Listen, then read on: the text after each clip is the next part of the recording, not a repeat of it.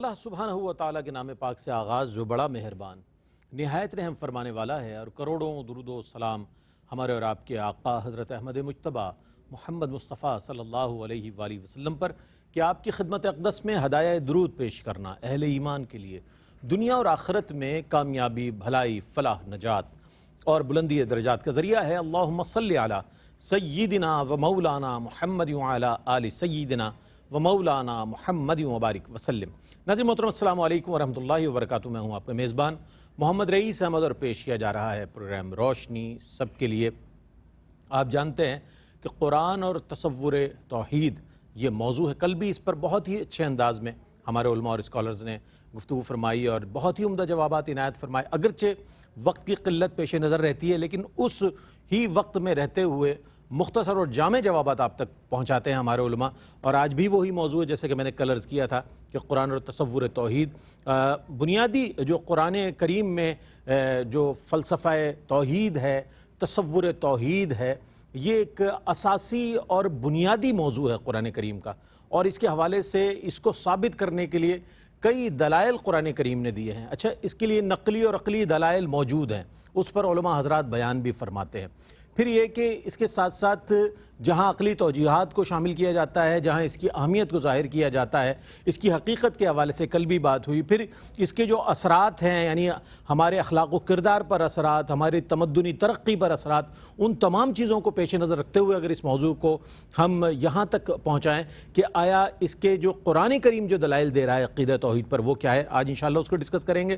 اور پھر اس کے بعد ہم یہ جاننے کی کوشش کریں گے کہ آیا اللہ تعالیٰ نے انسان کو عقل سلیم سے نوازا ہے، تو عقلی کیا ہے توحید پر اس کے حوالے سے بات کریں گے۔ پھر بالکل توحید کے اپوزٹ ایک جو لفظ ہے وہ ہے شرک، اس کی مذمت کس انداز میں آئی ہے، اور جہاں توحید کی اتنی اہمیت اور اتنا کچھ کل سے آج تک بیان ہو رہا ہے، تو پھر ہم شرک کے حوالے سے بھی جاننے کی کوشش کریں گے کہ آیا شرک کی مذمت کس انداز میں آئی ہے قرآن کریم میں، کس قدر ناپسندیدہ اور ایک کس قدر بڑا گناہ قرار دیا گیا ہے شرک کو۔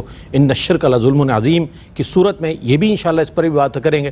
آج ہمارے ساتھ موجود ممتاز معروف عالم دین علامہ مفتی محمد سہیل رضا امجدی صاحب، السلام علیکم ورحمۃ اللہ وبرکاتہ۔ السلام ورحمۃ اللہ وبرکاتہ۔ میرے بائیں جانب تشریف فرما ممتاز معروف عالم دین علامہ مفتی احسن نوید نیازی صاحب تشریف فرمائے، السلام علیکم ورحمۃ اللہ وبرکاتہ۔ وعلیکم السلام ورحمۃ اللہ وبرکاتہ۔ اچھا، عقیدہ توحید کے جو دلائل ہیں وہ قرآن کریم سے، میں چاہتا ہوں اس پر اگر آپ ابتداً روشنی ڈالیں تو بہت اچھا ہوگا۔ بسم اللہ الرحمن الرحیم، اللہم صلی علی سیدنا و مولانا محمد وعلی آلہ و اصحابہ وبارک وسلم۔ جی بہت بہت شکریہ قبلہ رئیس بھائی، بڑا ہی اہم موضوع ہے، اور جہاں تک عقیدہ توحید کی بات ہے، اگر کوئی اس کو نہ سمجھ سکے تو میں سمجھتا ہوں کہ سب کچھ بیکار ہے۔ بالکل ایسے ہی، عقیدہ توحید ہماری بنیاد ہے۔ بنیاد۔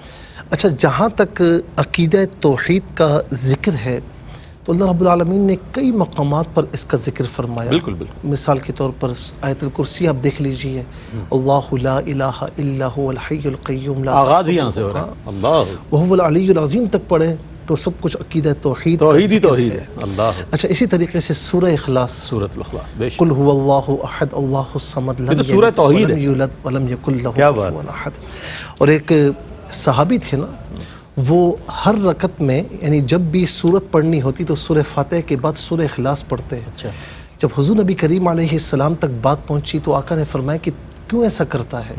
عرض کی یا رسول اللہ، اس میں اللہ رب العالمین نے توحید کا بیان فرمایا ہے، اللہ، مجھے اس سورت سے محبت ہے، سبحان اللہ، تو سبحان فرمایا کہ یہ سورت تجھے جنت میں لے کر جائے گی۔ اللہ، اللہ۔ اچھا، یہ تو ہوا عقیدہ توحید کا سبحان اللہ، ذکر۔ سبحان۔ اب آئیے عقیدہ توحید کے جو دلائل اللہ رب العالمین نے قرآن کریم میں بیان فرمائے، وہ اپنی مثال آپ ہیں۔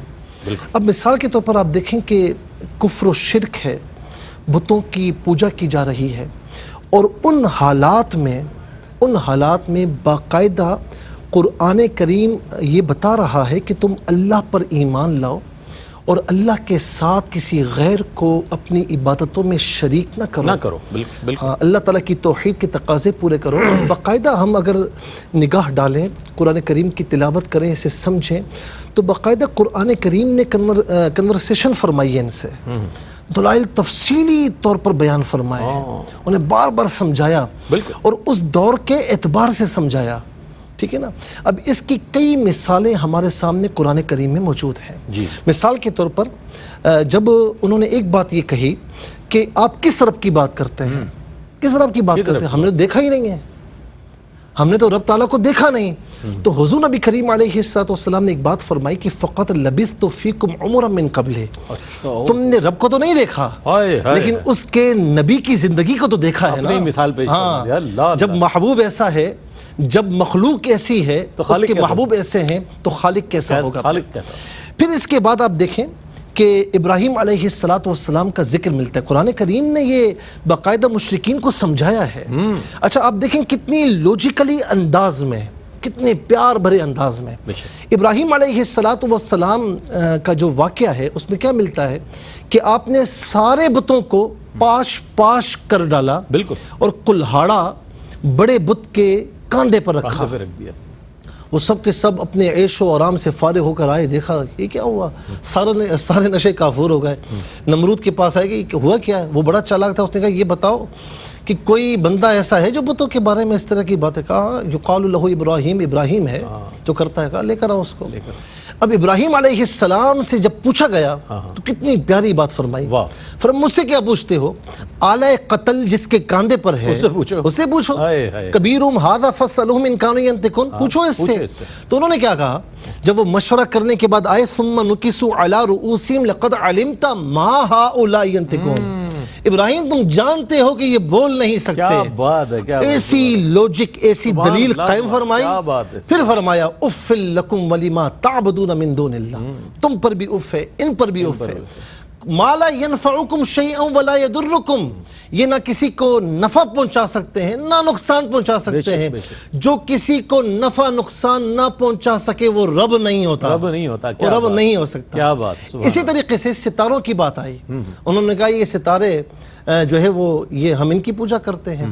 چاند کی بات آئی, 7ویں پارے میں اس کا بیان موجود ہے. سورج کی بات آئی تو کیا فرمایا, لا احب الافلین, ڈوبنے والا رب نہیں ہوتا, چھپنے والا رب نہیں ہوتا. رب تعالیٰ اپنی قدرتوں کا اظہار ہر جگہ فرما رہا ہوتا, ہر جگہ رب ہے.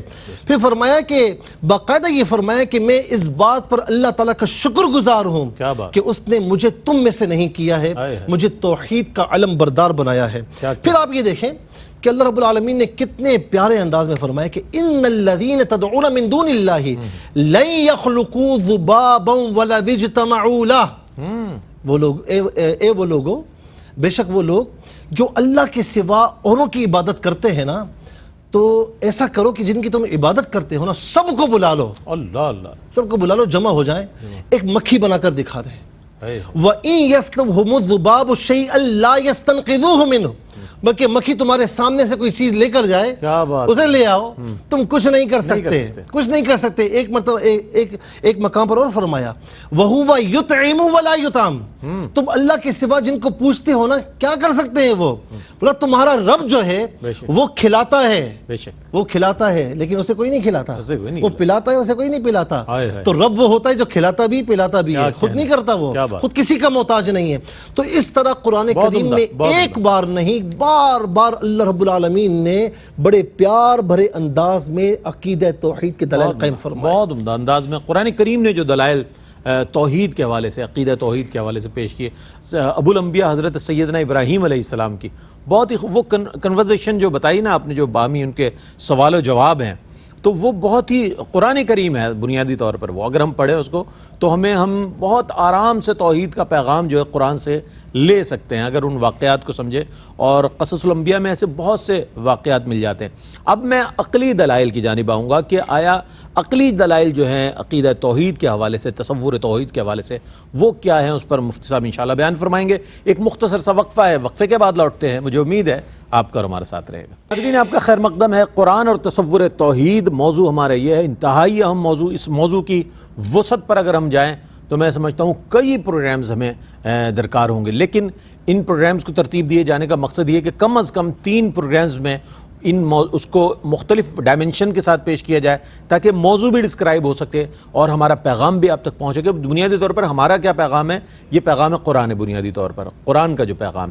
کیا فرمائے گا عقلی دلائل اگر عقیدہ توحید پر ہم آپ سے جاننا چاہیں, اس پر کچھ. بسم اللہ الرحمن الرحیم, صلی اللہ علیہ حبیبی سیدنا و مولانا محمد و علیہ آلہ وصحبہ بارک وسلم.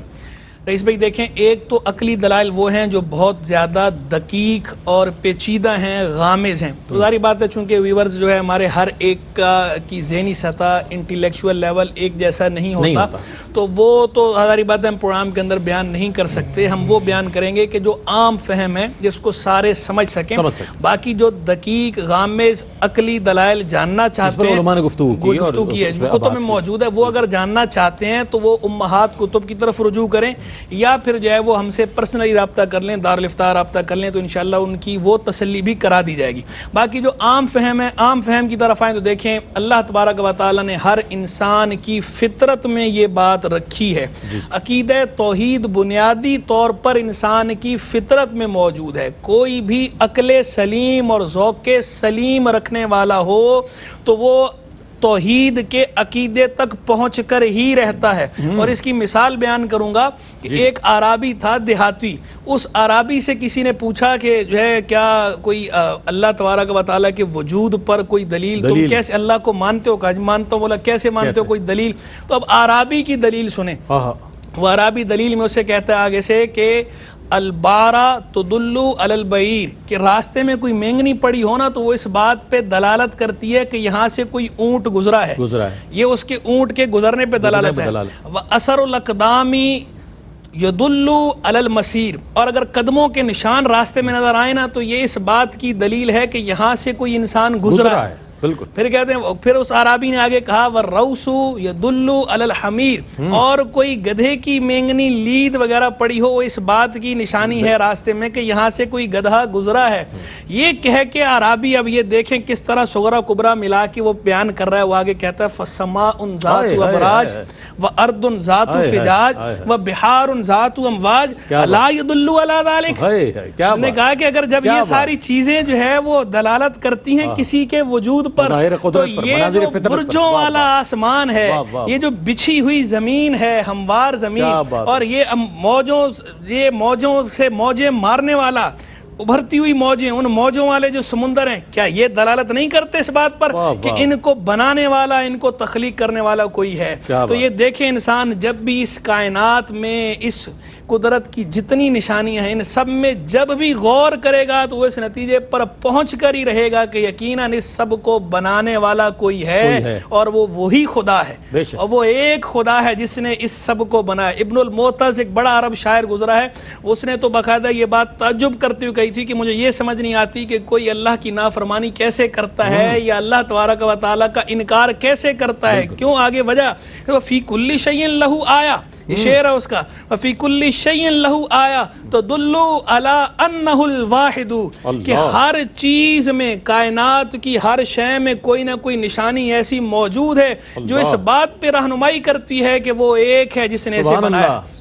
وہ امام شافعی رحمہ اللہ، ان سے کسی نے پوچھا کہ حضرت اللہ کے وجود پر، ایک خدا ہونے پر آپ کے پاس کیا دلیل ہے؟ تو آپ نے آگے سے ارشاد فرمایا کیا تم نے شہتوت کا درخت دیکھا ہے؟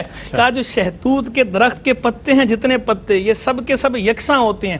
بولے یہی پتے شہد کی مکھی بھی کھاتی ہے، یہی پتا ہرن بھی کھاتا ہے، یہی پتے گائے بھی کھاتی ہے، بکریاں بھی کھاتی ہیں، یہ ساری چیزیں، اور یہی پتا جو ہے کیڑا بھی کھاتا ہے. کہا لیکن وہ جو کیڑا ہے اس کیڑے سے ریشم نکلتا ہے، شہد کی مکھی اس سے شہد نکلتا ہے، اور ہرن جو ہے اس ہرن سے مشک نکلتا ہے، اور جو گائے اور بکریاں ہیں ان سے دودھ آتا ہے اور دوسرا مینگنی آتی ہیں. تو کہا یہ ایک ہی پتے میں، شہتوت کے ایک پتے میں اتنے مختلف خواص الگ الگ یہ کس نے رکھے ہیں؟ یہ اس بات کی بے رہنمائی کرتے ہیں کہ یقیناً کوئی اس کو بنانے والا ہے، کوئی پیدا کرنے والا ہے، کوئی کریٹر ہے جس نے ان کے اندر یہ مختلف خواص بیک وقت رکھ دیے ہیں کہ جو اس کو الگ الگ مخلوق کھا رہی ہے اور اس کا نتیجہ الگ الگ برآمد ہو رہا ہے. اور یہ امام اعظم ابو حنیفہ رحمہ اللہ سے بھی کسی نے پوچھا تھا کہ جو ہے نا خدا کے وجود پہ دلیل، تو آپ نے فرمایا کہ دیکھو ماں باپ کی خواہش ہوتی ہے کہ لڑکا پیدا ہو، لیکن جو ہے ان کی خواہش کے برعکس لڑکی پیدا ہو جاتی ہے.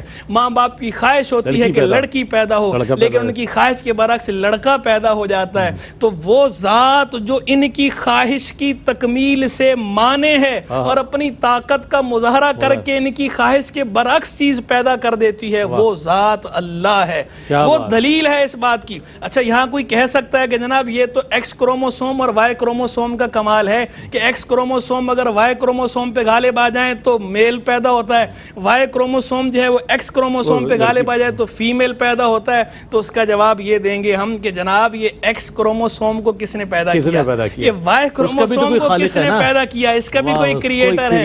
یہ ایکس کروموسوم کو وائی کروموسوم پہ غالب کس نے کیا, پھر وائی کروموسوم کو ایکس کروموسوم پہ غالب کس نے کیا, وہ جس نے غالب کیا ہے وہی خدا ہے, وہی خدا ہے اور وہ ایک خدا ہے. اور امام احمد بن حنبل رحمہ اللہ, ان سے کسی نے پوچھا کہ حضرت آپ جو ہے اللہ کے وجود پر کوئی دلیل, آپ نے فرمایا ایک مضبوط کلا ہے, وہ کلا بالکل باہر سے چاندی کی طرح سفید ہے, اندر سے روشنی کی طرح دمک رہا ہے, چاروں طرف سے بند ہے, اوپر نیچے دائیں بائیں ہر طرف سے بند ہے, نہ اندر کوئی سوراخ ہے نہ روشن دان ہے, نہ اندر جا سکتا ہے کوئی نہ اندر آ سکتا ہے. اور کہا اچانک وہ کلا جو ہے اس کا دروازہ ٹوٹتا ہے اور اس کے اندر سے ایک چلتی پھرتی جاندار مخلوق نکل آتی ہے. یہ مخلوق پیدا کرنے والا کون ہے, یہ وہی خدا ہے. اور وہ مثال کس کی دی تھی انہوں نے, انڈے کی مثال دی کہ دیکھیں انڈا جو ہے باہر سے سفید ہے اندر سے زردی ہے اور اس کے اندر کوئی راستہ نہیں ہے ہوا کے کراس ہونے کا, کوئی وینٹیلیشن نہیں ہے, بند ہے ہر طرف سے. انڈا پھوٹتا ہے, انڈا ٹوٹتا ہے اور اندر سے ایک جان برآمد ہو جاتی ہے, ایک چوزہ نکل آتا ہے. تو یہ جو بنانے والا ہے وہ خدا ہے. اور امام مالک بھی چاہتا ہے اہم اربع کا ذکر ہو جائے, اہم اربع کا ذکر ہو جائے. امام مالک رحمہ اللہ سے ہارون رشید نے پوچھا تھا کہ حضرت خدا کے وجود پہ کوئی دلیل, تو آپ نے ارشاد فرمایا امام مالک رحمہ اللہ نے کہ یہ زبانوں کا مختلف ہونا, یہ آوازوں کا جدا ہونا اور یہ لب و لہجے کا الگ الگ ہونا اس بات پہ دلالت کرتا ہے کہ کوئی خدا ہے, کوئی سانع ہے جس نے ان ساری چیزوں کو الگ الگ تخلیق کیا ہے. ایک جیسے انسان ہیں لیکن ان سے الگ الگ آوازیں برآمد ہو رہی ہیں, الگ الگ لب و لہجے ہیں, ان کی الگ الگ زبانیں ہیں, یہ لینگویج, یہ سارا تنوع, یعنی یہ ساری کثرت کہاں سے پھوٹ رہی ہے, اس وحدت سے پھوٹ رہی ہے. اس کا مرجع اور مآب کیا ہے, وہ وحدت ہے, وہ اللہ تبارک و تعالی, وہ جو اللہ تبارک و تعالی نے خود ارشاد فرمایا قرآن مجید فرقان حمید میں, وَهُوَ الَّذِي فِي السَّمَاءِ إِلَٰهٌ وَفِي الْأَرْضِ إِلَٰهٌ وَهُوَ الْحَكِيمُ الْعَلِيمُ. اور وہی آسمانوں کا معبود ہے, وہی زمینوں کا معبود ہے. آسمان میں بھی اسی کی پوجا ہے, زمین میں بھی اسی کی پوجا ہے, اور وہ حکمت والا اور علم والا ہے. بے شک بے شک بے شک. ائمہ اربعہ کے ان عقلی دلائل کے حوالے سے جو آپ نے پیش فرمائے, اور یہ مظاہر قدرت اور مناظر فطرت کی طرف آپ نظر ڈالیں تو آپ کو معلوم ہوگا, عقل آپ کی کہے گی کہ وہی کوئی تو ہے جو نظام ہستی چلا رہا ہے, وہی خدا ہے جو دن کو رات اور رات کو دن بنا رہا ہے, وہی خدا ہے. اچھا, اللہ کی وحدانیت کے حوالے سے, عقیدہ توحید کے حوالے سے, تصور توحید کے حوالے سے, عقلی اور نقلی دلائل کے حوالے سے بہت ہی سیر حاصل گفتگو فرمائی دونوں ہی ہمارے جو اسکالرز ہیں. ایک مختصر سا وقفہ لیتے ہیں, وقفے کے بعد جب لوٹیں گے تو ایک بہت اہم سوال میرے پاس موجود ہے شرک کے حوالے سے, وہ پیش کروں گا, ہمارے ساتھ رہیے گا. آپ کا خیر مقدم ہے. قرآن اور تصور توحید کے حوالے سے بہت عمدہ ماشاءاللہ دونوں ہی اسکالرز نے کمال انداز میں گفتگو فرمائی. میں چاہتا ہوں کہ شرک کی جو مذمت آئی ہے وہ کس انداز میں, کن الفاظ میں آئی ہے, میں چاہتا ہوں اس پر کچھ روشنی ڈالیے. دیکھیں, سب سے پہلی بات یہ ہے کہ دنیا میں کتنے بڑے بڑے مظالم ہیں, کتنے بڑے بڑے ظلم کیے جاتے ہیں, خطائیں ہیں, گناہ ہیں. یعنی آپ یہ دیکھیں کہ کسی کو قتل کرنا, مار دینا, جھوٹ بولنا یا بدکاری کرنا, چوری کرنا, ڈاکہ ڈالنا, ہر ایک یعنی بڑے بڑے گناہ ہیں. لیکن وہ گناہ, وہ ظلم کتنا بڑا ہوگا کہ جسے اللہ رب العالمین سب سے بڑا ظلم, کائنات کا سب سے بڑا ظلم قرار دے رہا ہے. ان الشرک لظلم عظیم, کہ بے شک میری ذات کے ساتھ کسی کو شریک کرنا سب سے بڑا ظلم, یہ ظلم عظیم ہے. اور اللہ رب العالمین نے کئی بار مشرکین کو کس طریقے سے سمجھایا کہ اَأَنْتُمْ تَخْلُقُونَهُ أَمْ نَحْنُ الْخَالِقُونَ, تم جو یہ اوروں کی پوجا کرتے ہو تو یہ مخلوق تم نے بنائی ہے, انہوں نے بنائی ہے, یا ہم نے بنائی ہے. صحیح ہے نا. اچھا, اسی طریقے سے فرمایا کہ اَأَنْتُمْ تَزْرَعُونَهُ أَمْ نَحْنُ الزَّارِعُونَ, یہ زمین سے پھلوں کو نکالتا کون ہے, کھیتیاں کون اگاتا ہے, تم اگاتے ہو یا ہم اگاتے ہیں؟ جواب دو اس کا. اَأَنْتُمْ أَنزَلْتُمُوهُ مِنَ الْمُزْنِ أَمْ نَحْنُ الْمُنزِلُونَ, یہ آسمان سے پانی کون برساتا ہے, برسا کر دکھاؤ, تم برساتے ہو, ہم برساتے ہیں. تو آپ یہ دیکھیں کتنے پیار بھرے انداز میں ان کو سمجھا رہے ہیں کہ دیکھو عقلی طور پر بھی تمہارا ایک ایک عمل غلط ہے, اور نقلی طور پر بھی تم بالکل غلط دہانے پر کھڑے ہو, غلط کنارے پر کھڑے ہو. لہٰذا عبادت اس کی کرنی چاہیے جس نے تمام جہاں کو پیدا فرمایا. اور اسی بنیاد پر میں یہ عرض کرتا ہوں کہ انسان اشرف المخلوقات کیوں ہے. کیونکہ وہ اس کی عبادت کرتا ہے جو سب سے بڑا ہے. سب سے بڑا ہے. اب آپ دیکھیں نا کہ آزان ہوتی ہے 5 ٹائم آزان، کیا اللہ اکبر اللہ اکبر، اللہ سب سے بڑا ہے.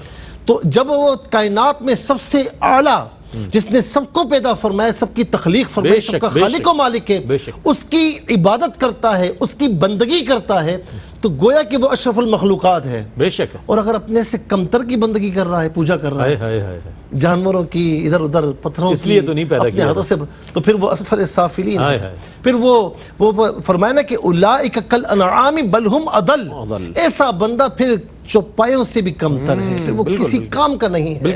اور پھر یہاں پر میں ایک بات یہ بھی عرض کروں گا کہ اللہ تبارک و تعالیٰ کے پیارے نبی صلی اللہ تعالیٰ علیہ وسلم نے معاشرے سے، آپ دیکھیں جو بھی شرک کے اسباب ہیں، عوامل ہیں، عناصر ہیں، سب کی تردید فرمائی، سب کی نفی فرمائی. اور ان سب کی نفی نہیں بلکہ جو چیز شرک کی طرف لے کر جاتی ہے اس کی بھی نفی فرمائی. میں ایک مثال دیتا ہوں، دیکھیں سجدہ کرنا حرام ہے. بالکل. سجدہ تعبدی جو کرے کسی کو اللہ کے سوا، وہ تو بالکل دائرہ اسلام سے نکلا ہوا ہے. بالکل. سجدہ تعظیمی پچھلی کچھ امتوں میں جائز تھا، لیکن چونکہ سجدہ تعظیمی ہی تعبدی کی طرف بعض اوقات لے کر جاتا ہے، تو جو چیز شرک کی طرف لے کر جائے وہ بھی حرام ہے. اب سجدہ تعبدی ہو یا تعظیمی ہو، یہ امت کسی کو نہیں کر سکتی اللہ کے سوا. یہ ایک علیحدہ بات ہے کہ سجدہ تعظیمی کرنا بھی جرم ہے، اس میں دائرہ اسلام سے خارج نہیں ہوتے، اسے معافی مانگنی چاہیے. اور سجدہ تعبدی میں چاہے وہ کچھ بھی کہے، دائرہ اسلام سے خارج ہے کہ اللہ کے سوا کسی کو عبادت کے لیے سجدہ کیا ہے. تو دونوں چیزیں حرام ہیں، لیکن دونوں کے حرام ہونے میں فرق ہے. دوسری بات میں یہ کہوں گا کہ ظاہری اسباب کچھ بھی ہوں، ہم بیمار ہوئے، ٹیبلٹ لی، ڈاکٹر کے پاس گئے، انجیکشن لگوائے، ڈرپ لگوائے، یہ ظاہری اسباب ہیں، یہ کچھ بھی ہوں. بالکل. لیکن یہ بات یاد رکھیں کہ حقیقی مسبب الاسباب ایک ہی ہے، وہ اللہ رب العالمین ہے. اسی تناظر میں یہ عرض کروں گا کہ اللہ تعالیٰ کے جتنے اولیاء ہیں، محبوبین ہیں، مقربین ہیں، وہ اللہ کی عطا سے مدد بھی فرماتے ہیں، سارے چیزیں، لیکن یہ اسباب کے ضمن میں ہے. مسبب الاسباب اللہ رب العالمین ہے. رزق دینا، رزق لینا، اولاد دینا، اولاد نہ دینا، بارش فرمانا، نہ فرمانا، بزرگوں کی برکات، ان کی دعائیں، ساری چیزیں الگ ہیں، وہ ایک الگ باب ہے، اس سے بالکل انکار کوئی نہیں کر سکتا. لیکن حقیقی مسبب الاسباب اللہ رب العالمین. سبحان اللہ سبحان اللہ.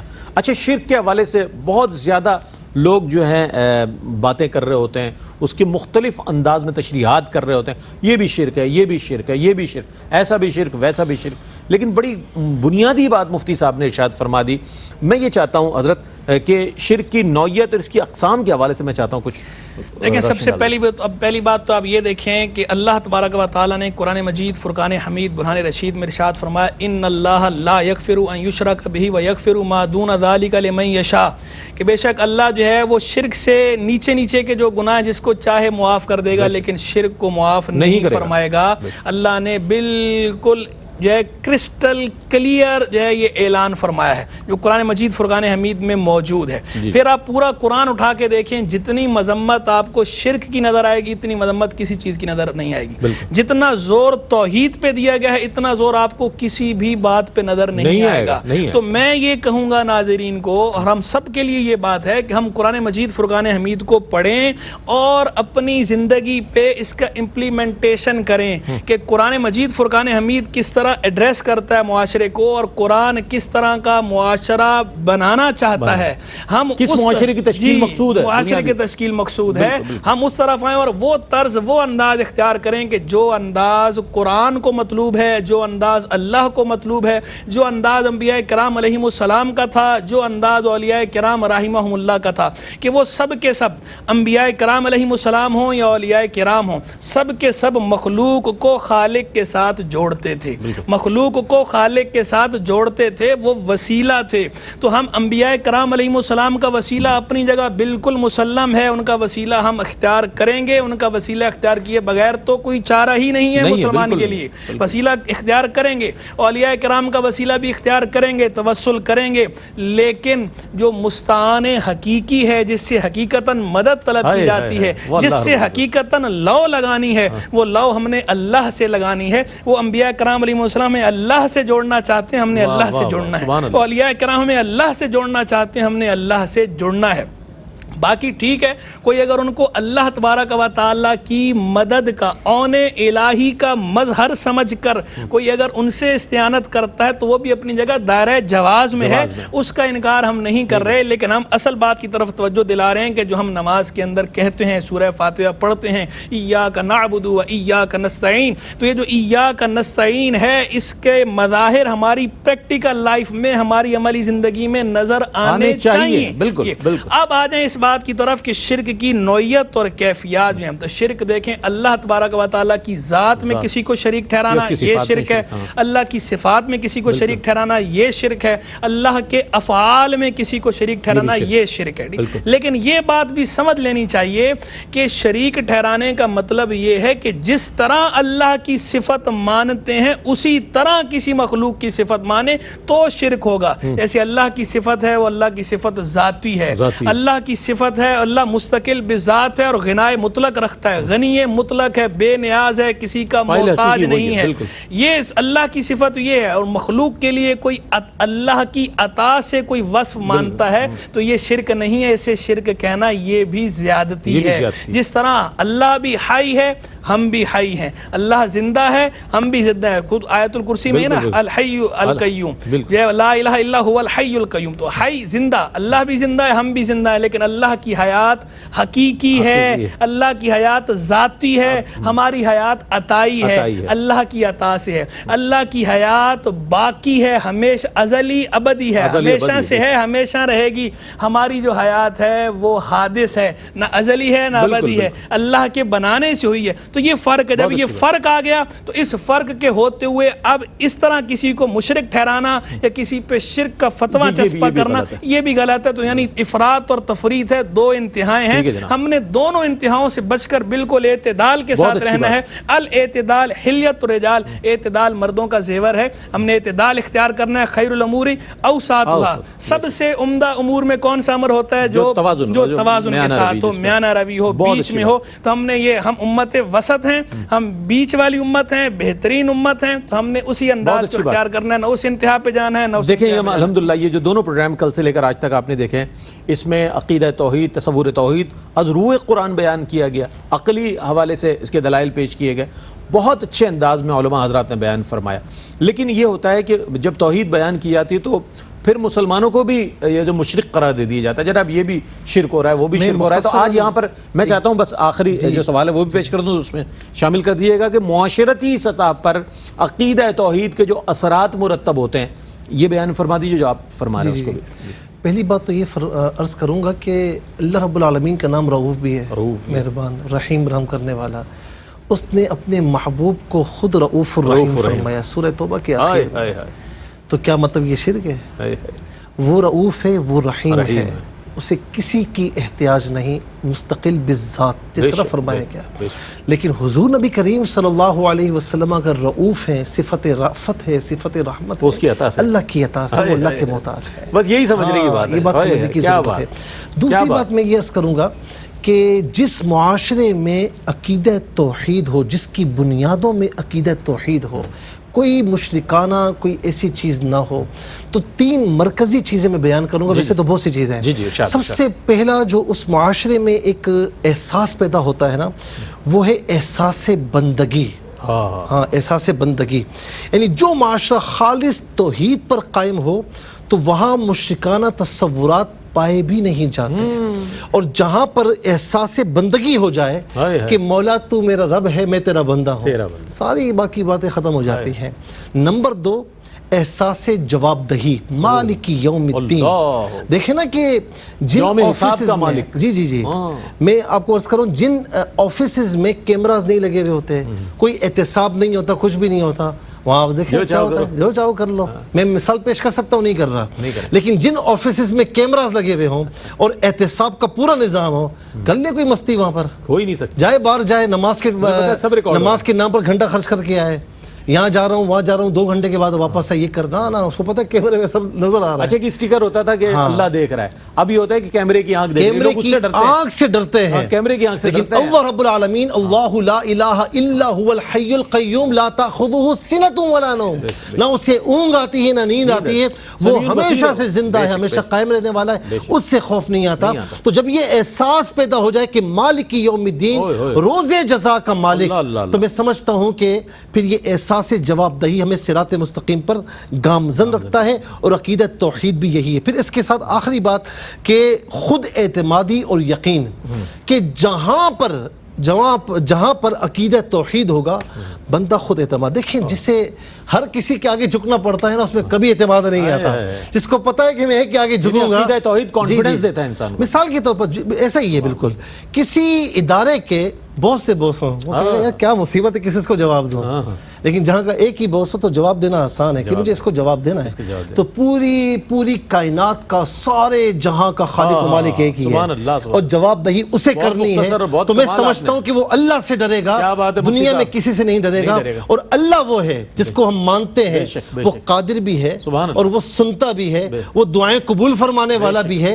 ہم کسی کے پاس جاتے ہیں تو سب سے پہلے یہ احساس ہوتا ہے کہ پتہ نہیں یہ میری بات سنے گا نہیں سنے گا, لیکن رب تعالیٰ وہ ہے کہ جو خود فرماتا ہے وَإِذَا سَأَلَكَ عِبَادِي أَنِّي فَإِنِّي قَرِيبٌ. محبوب میرے بندے تجھ سے پوچھتے ہیں کہ رب کہاں ہے, ان کو بتا دو کہ میں قریب ہوں. اجیب دعوت الداعی اذا دعان, جب مجھے پکاریں گے میں سنوں گا. سبحان اللہ. وقال ربکم ادعونی استجب لکم, تم مجھے پکارو میں تمہاری پکار کا جواب دوں. بہت شکریہ ادا کروں گا آپ کی تشریف آوری کا, مصطفیٰ آپ تشریف لائے. ناظرین محترم, قرآن اور تصور توحید کے حوالے سے آج بہت ہی عمدہ انداز میں بات ہوئی, نہ صرف اس پر بلکہ شرک کے کس انداز میں مذمت, شرک کی اقسام, اس کی نوعیت کے حوالے سے, پھر عقیدہ توحید کے جو معاشرے پر مرتب ہونے والے اثرات ہیں ان کے حوالے سے, پھر انسان میں جو ایک خود اعتمادی اور ایک کانفیڈنس جو پیدا ہوتا ہے اللہ کی توحید کا, ایک جو اس کے نظریہ اس کے ذہن میں ہوتا ہے وہ بھی, اور بہت سی خصوصیات جو انسان میں پیدا ہوتی ہیں اس کے حوالے سے بات ہوئی. کل بھی انشاءاللہ کنٹینیو کریں گے اسی موضوع کو. کل تک کے لیے اپنے میزبان محمد رئیس احمد کو اجازت دیجیے.